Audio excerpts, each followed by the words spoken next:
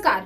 विखरता विरासत सारण के एपिसोड 7 में आप सभी का बहुत बहुत स्वागत है। हर रोज रविवार की तरह इस बार फिर लाई हूँ सारण के विखरता विरासत का एक टुकड़ा, जिससे आप सबको आज हम रूबरू कराएंगे और बताएंगे कि कैसे सारण की संपूर्ण भूमि की ऐतिहासिक धरोहरों से ही नहीं बल्कि सांस्कृतिक और सामाजिक दृष्टिकोण से भी पूरे भारत में अपना एक अलग स्थान है, जिसको जरूरत है आज के जेनरेशन को समझने की और उससे सीखने की।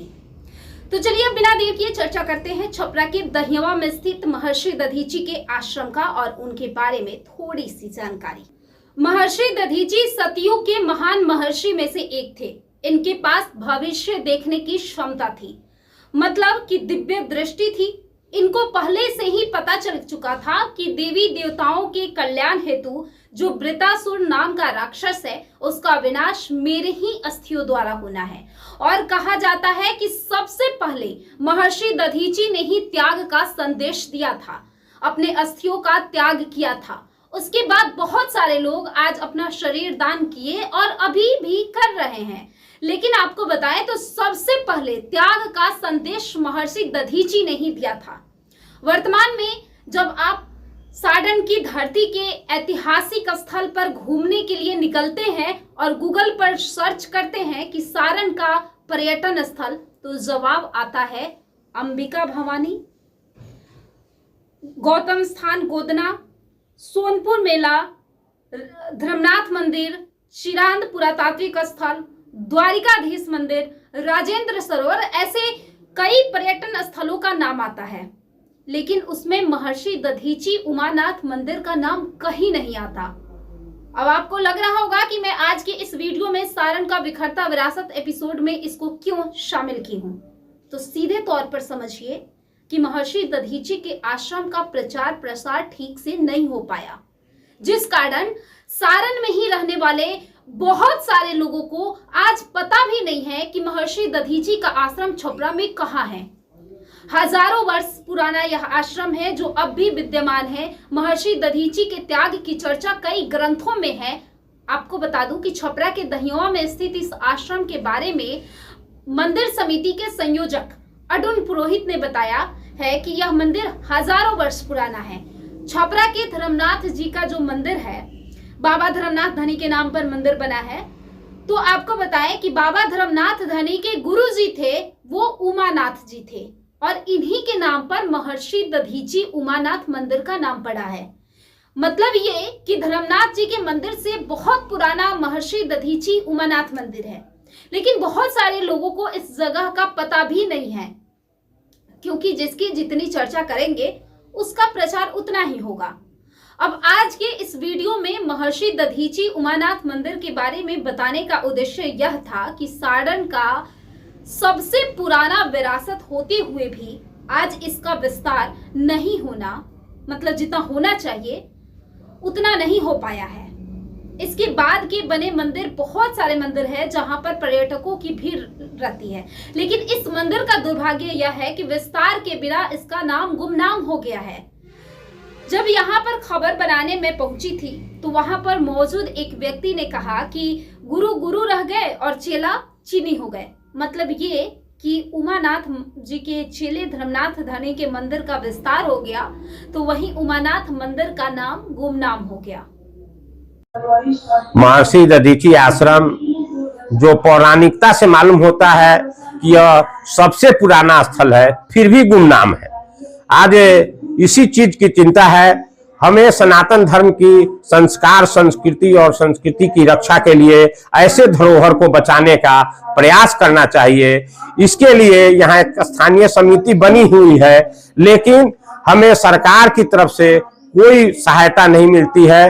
बार बार हम लोग यहाँ जिला प्रशासन को और मंत्री महोदय को भी देते हैं कि इसको पर्यटक स्थल घोषित किया जाए, ताकि इस जगह का विकास हो। यह अति प्राचीन जो जगह महर्षि दधीची की तपोस्थली रही है, जहां महर्षि दधीची ने अपने हड्डियों का दान किया है, जिस भूमि को नमन करने से जो एक जिस भूमि का चंदन हम लगाते हैं, ऐसे स्थल आज उपेक्षित है। यह हमारे सनातन के लिए माने दुर्भाग्य की बात है।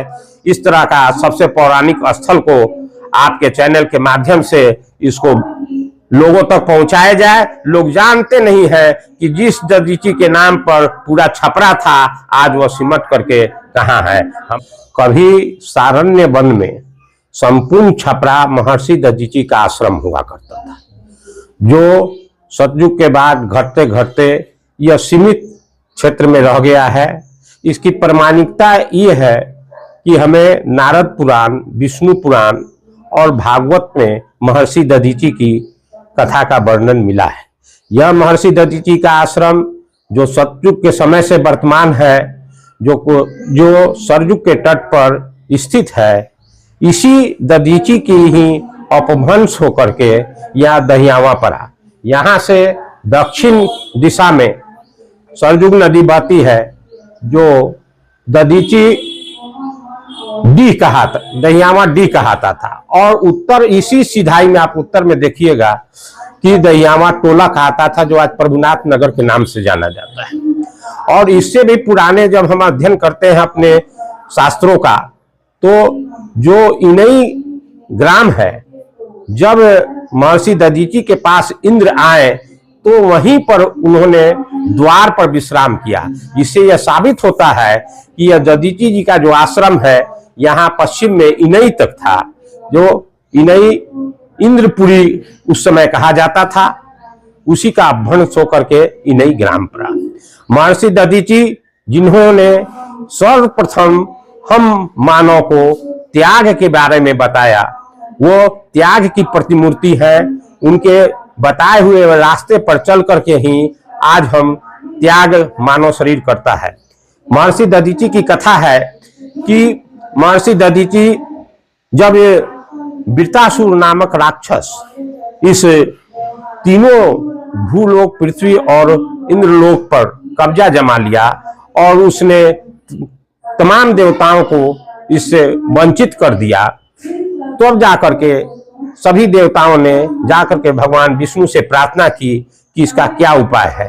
भगवान विष्णु ने कहा कि पृथ्वी लोक पर एक महर्षि दधीची रहते हैं, यदि वे अपने अस्थियों का दान कर दे तो उस अस्थि से जो अस्त्र बनेगा, वर्ज नामक अस्त्र बनेगा, जिससे वृत्तासुर का वध होगा। अब बड़ी समस्या थी कि देवता जो किसी चीज को देने के लिए जाने जाते थे, आज ये इसी पवित्र भूमि पर हमारे सभी देवी देवता आए और भगवान पहुंच करके ऋषि से अपने प्राणों की भिक्षा मांग रहे हैं। कह नहीं पा रहे थे, लेकिन महर्षि दधीची ज्ञाता थे। उन्होंने जान लिया कि तो जनहित में उन्होंने अपने प्राणों को शिष्टमंडल पर रख लिया और शरीर को गौ से चटवा करके उस हड्डी को दिया, जिससे 3 तरह का अस्त्र बना, सारंग, धनुष और वर्ज।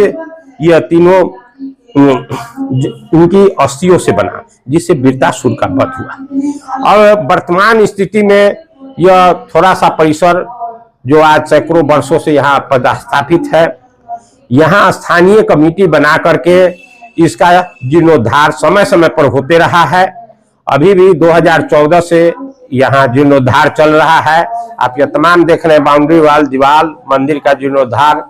इसी परिसर में भगवान शिव का मंदिर है, जो शिवलिंग यहाँ खुद अपने से निकला हुआ है। और पुरातत्व विभाग का मानना है कि यह जो शिवलिंग है इस मंदिर परिसर में, यह लगभग 5000 वर्षों से भी पुराना है, ऐसी यहाँ मान्यता है। अब वर्तमान स्थिति में जो है, यहाँ एक स्थानीय कमेटी बना करके इसका विकास किया जाता है। समय समय पर हम लोगों ने प्रशासन और जिला पदाधिकारी को भी ज्ञापन दे करके इसके उत्थान के लिए कहा, लेकिन आज तक कोई भी सरकार के तरफ से यहाँ इस समिति को और इस स्थल को विकसित करने के लिए नहीं किया गया। यह जो स्थल है महर्षि दधीची का, दंत कथाओं के आधार पर कि जब उमानाथ महादेव संत नामक एक व्यक्ति यहाँ आए तो उन्हीं के शिष्य बाबा धर्मनाथ धनी थे, ऐसी दंत कथाओं से। तो इससे लगता है कि यह कितना हजारों वर्ष पुराना जो अभी भी मंदिर है पदस्थापित है। समय समय पर इस मंदिर का जीर्णोद्धार होते रहा है। मैं आपके चैनल के माध्यम से और यह इससे तमाम छपरावासियों से यह आग्रह करता हूं कि हमें अपने धरोहर, सांस्कृतिक धरोहर का बचाने के लिए आगे आना चाहिए और जिला प्रशासन से भी हमारी मांग है कि इस सबसे पौराणिक स्थल को विकसित करने के लिए वो योजना बनाए। हमने यहाँ सांसद, मंत्री, विधायक सबों को यहाँ ला करके दिखाया है। इस स्थल पर साल में 4 उत्सव बराबर होते हैं। जैसे कि जब 2014 में यहाँ 5000 दीप जला करके देव दीपावली मनाई गई। श्रावण मास में यहाँ झूलन उत्सव चलता है। इसी तरह से शिवरात्रि के समय और कृष्ण जन्म के समय भी यहाँ उत्सव होता है। मैं अरुण पुरोहित, इस समिति का संयोजक। खैर, जो हुआ सो हुआ, लेकिन अब जरूरत है सारण की ऐतिहासिक भूमि पर जन्मे उन ऋषि महर्षियों की तपोस्थली को बचाने की, ना कि उनके नाम को गुमनाम करने की। तो आपको पता चला इस वीडियो में कि ऋषि दधीची का आश्रम भी घूमने वाला जगह है। तो अब आप अपने संपर्क से जुड़े उन व्यक्तियों को भी यह वीडियो जरूर शेयर करिएगा जिनको अभी भी नहीं पता है कि छपरा में ऋषि दधीची का आश्रम कहां पर है। और अब आप बताइए कि इस वीडियो में मिली जानकारी आपको कैसी लगी।